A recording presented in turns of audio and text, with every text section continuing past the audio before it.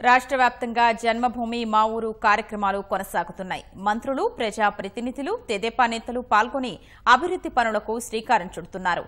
ప్రజల సమస్యలు అడిగి తెలుసుకుని వాటిని త్వరలోనే పరిష్కరించేందుకు చర్యలు చేపడతామని హామీలిస్తున్నారు.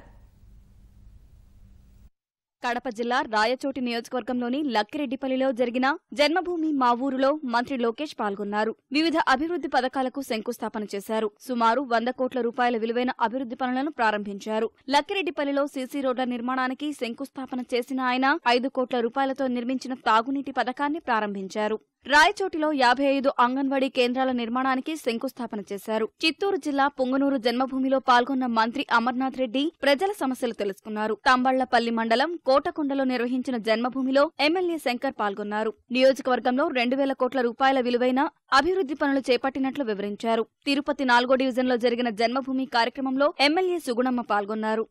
నెల్లూరులో జన్మభూమిలో పాల్గొన్న మంత్రి నారాయణ లబ్ధిదారులకు పింఛన్లు అందజేసి గర్భిణీలకు సామూహిక సీమంతాలు నిర్వహించారు. తెదేపా హయాంలో రాష్ట్రం అభివృద్ధిలో దూసుకుపోతోందని గూడూరులో జరిగిన జన్మభూమి కార్యక్రమంలో మంత్రి సోమిరెడ్డి అన్నారు.